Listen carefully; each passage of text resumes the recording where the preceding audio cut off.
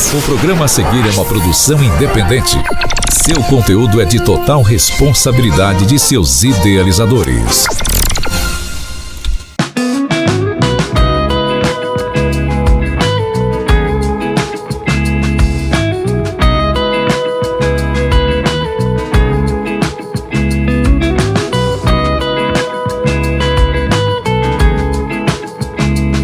Pessoal, esses dias a gente estava aqui na Clínica do Idoso entrevistando a doutora Nayara, geriatra. Agora nós vamos conversar um pouquinho com a doutora Heloísa, pediatra. Vamos lá?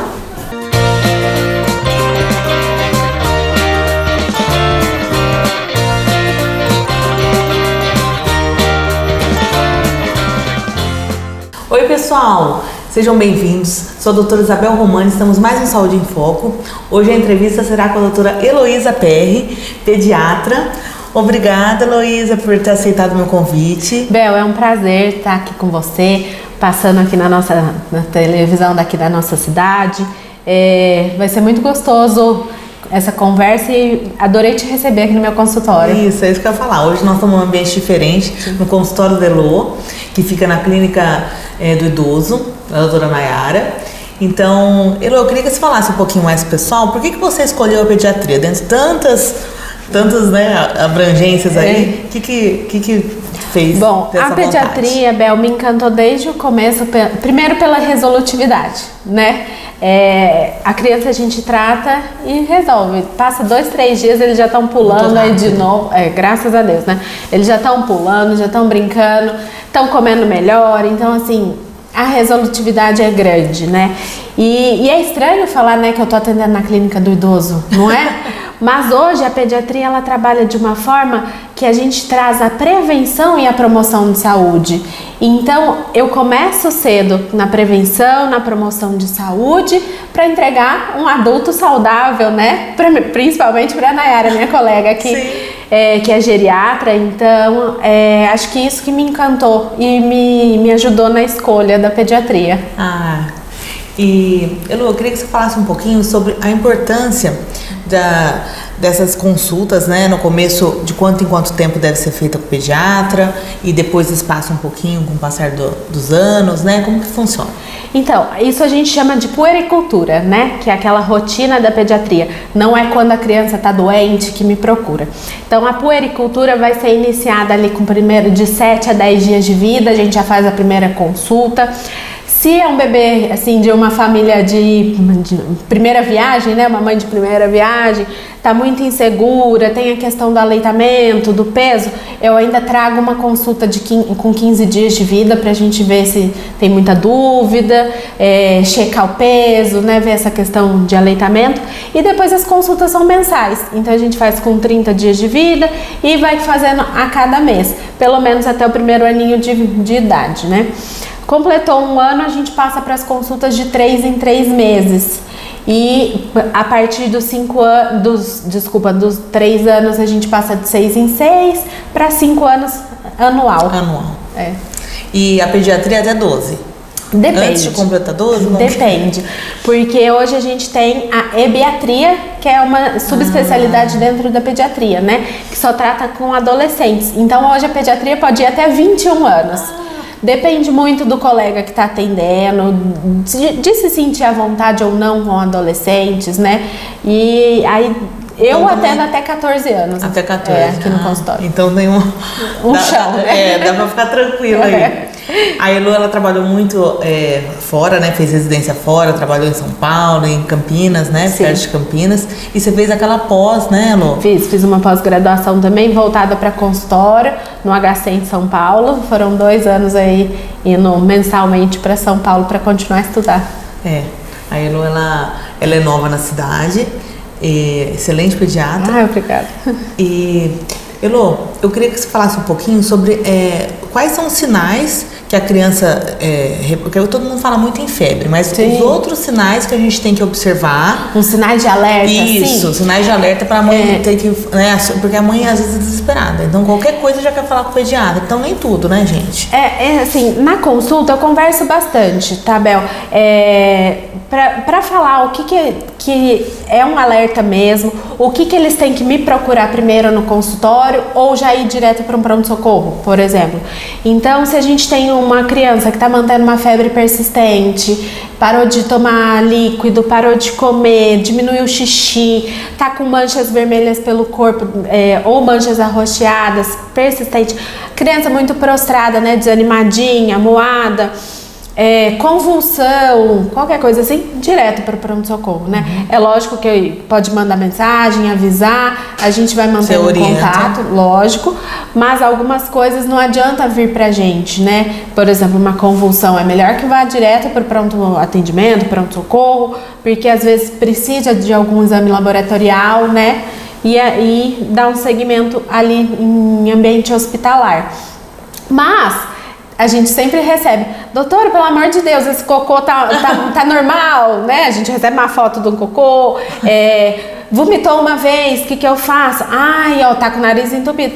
Então, assim, lógico que tem essas intercorrências. Então, o paciente passa ali uma consulta, por exemplo, de 7 meses comigo, que seria uma de puericultura, e daqui 5 dias vai vir um nariz entupido. Então, lógico, estou sempre à disposição. Volta aqui, um nariz entupido a gente consegue resolver mais facilmente, até para evitar ir ao pronto-socorro. Sim, né? Sempre tentando evitar, né? E assim, a febre.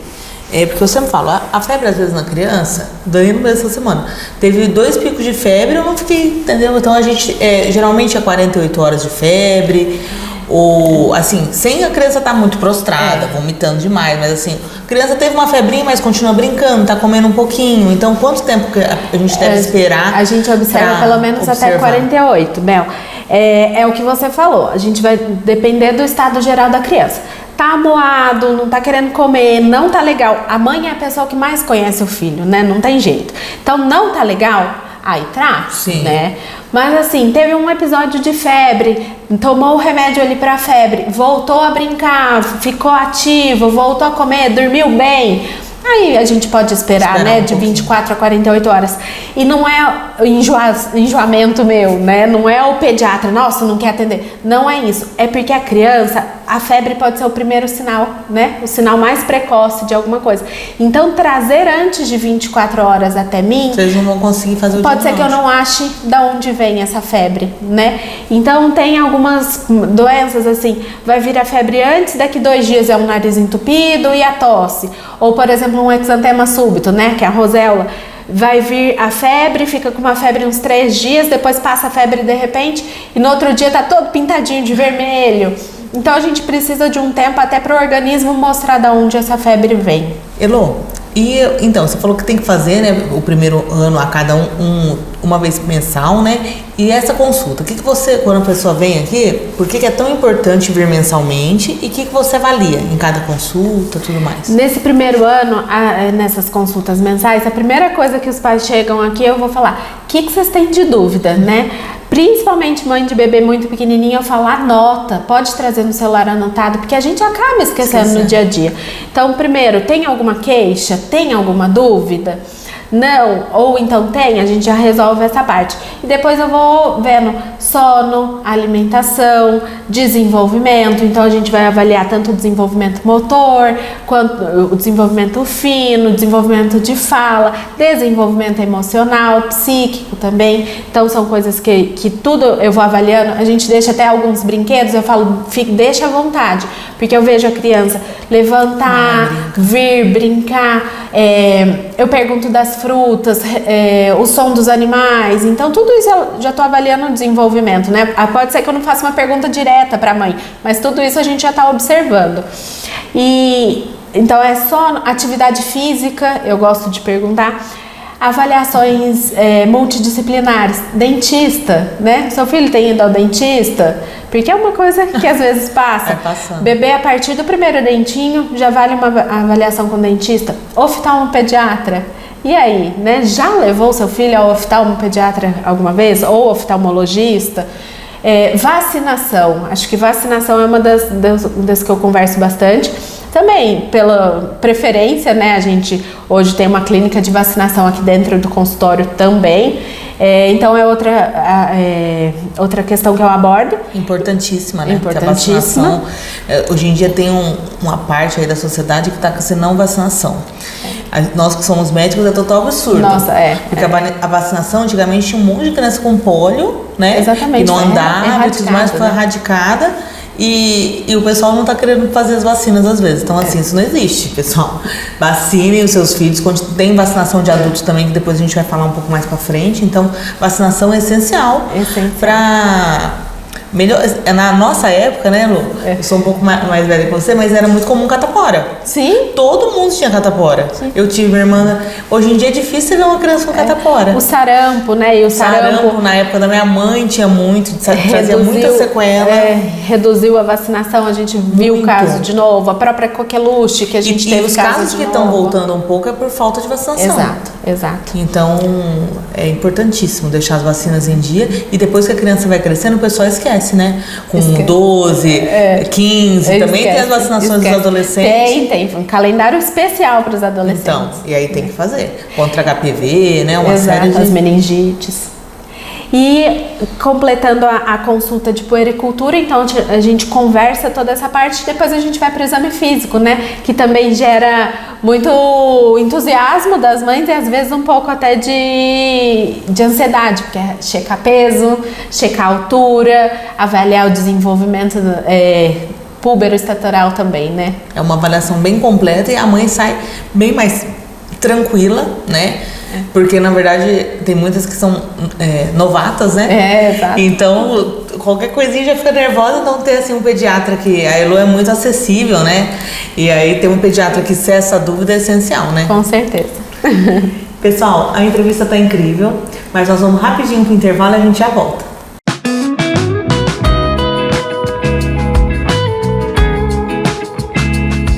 Bem-estar é entrar num ambiente que abraça você. É olhar ao redor e sentir orgulho de cada detalhe. Cores e efeitos decorativos transformam paredes em experiências. Dão vida, estilo e personalidade ao lugar onde você vive. Porque bem-estar começa onde você está. Tintas Magicolor.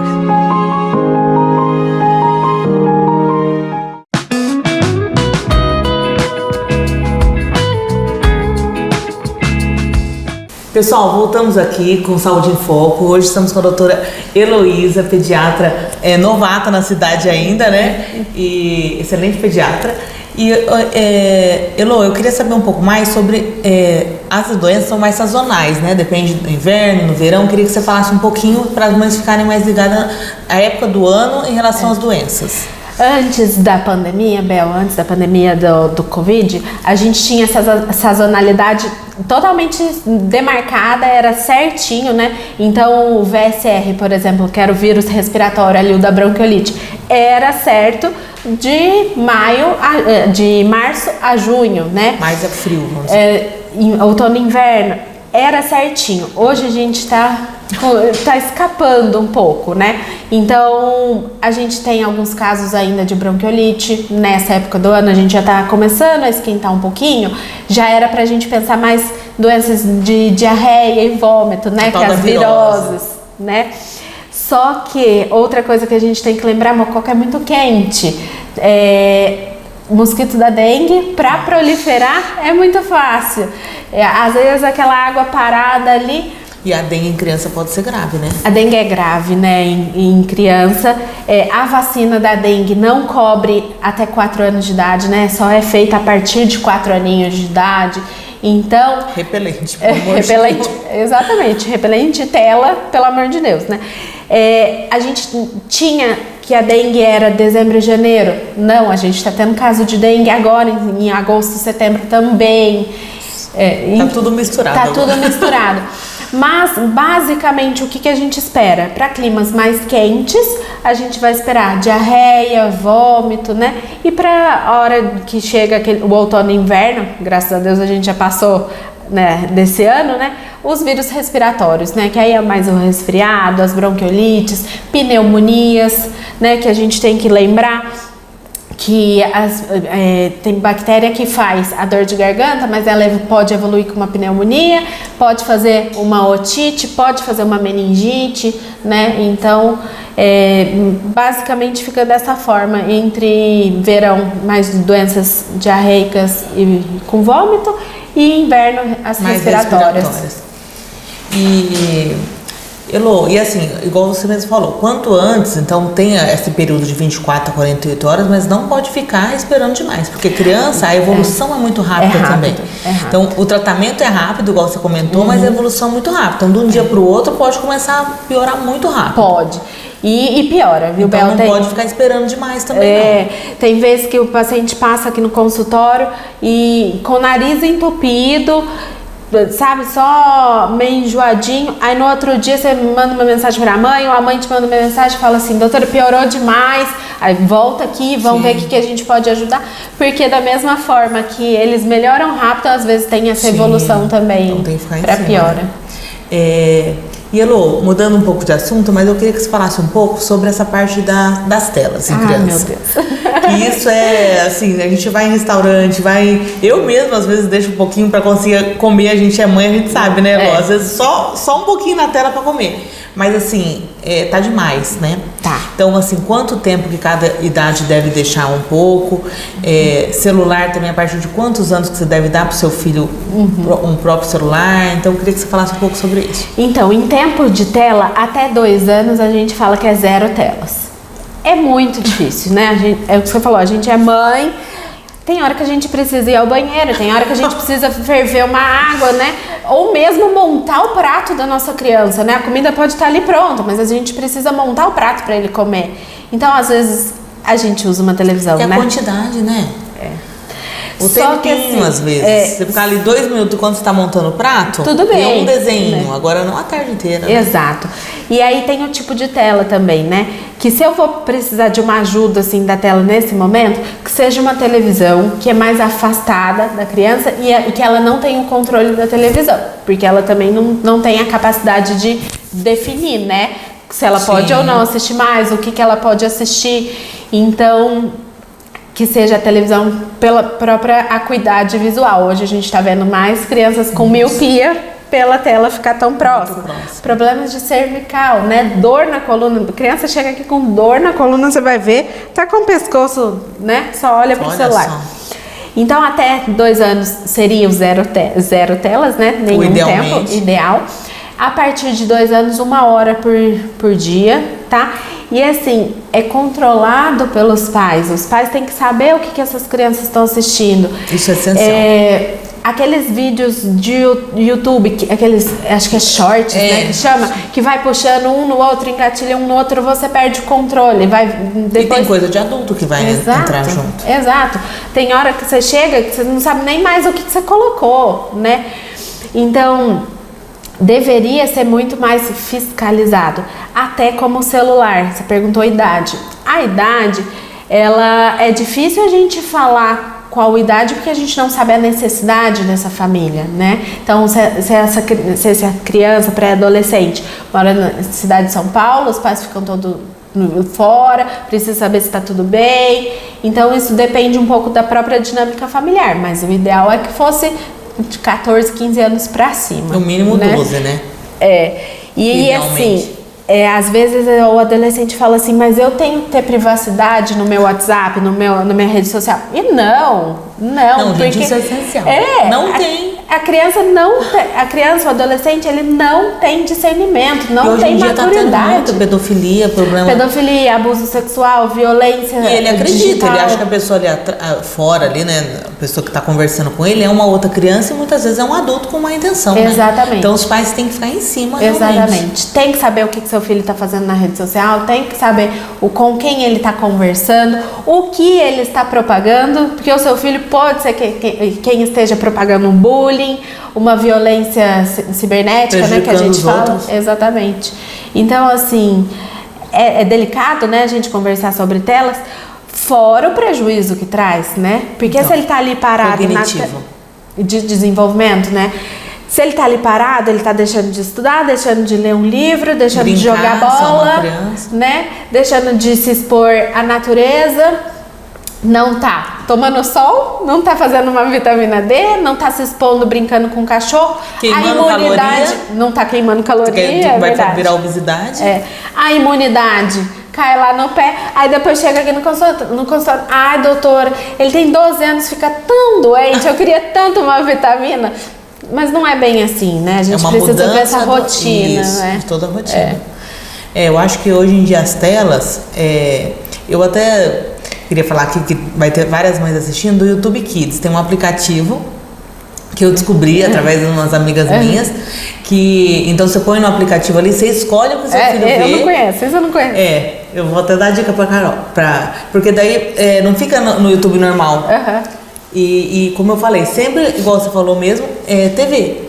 Porque eu tava lendo uma matéria que o celular, ele consegue trocar. Sim. Então gera uma ansiedade muito grande. Sim. Eles não conseguem ver um vídeo de 2 minutos. Bel, quando porque eles vão fazendo assim e não vê. E na TV eles não conseguem mudar. Então eles têm que ver. Às vezes é um que não gosta muito, mas ele tem que saber esperar. Exato. Cria paciência, sabe? E controle da ansiedade. Exatamente. Quando a gente era criança, a gente não tinha nem controle na televisão. A gente levantava pra mudar. Queria assistir um filme e tinha que esperar passar toda a grade da televisão pra chegar naquele filme. Isso gerou o quê? Paciência pra gente. Eles iam fazer outra coisa. Hoje em dia eles têm muito mais facilidade com isso.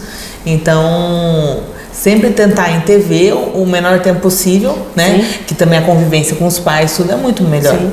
Né? Essa entrevista tá incrível, tá difícil aqui da gente se despedir, mas tá chegando ao fim. E agora vou te chamar outras vezes. Elô, muito obrigada pela participação. Eu que agradeço. Obrigada por abrir seu consultório aqui pra mim. Muito legal, né? Gostei que você veio conhecer. Então, pessoal, até a próxima e a gente se vê no próximo Saúde em Foco. Obrigada.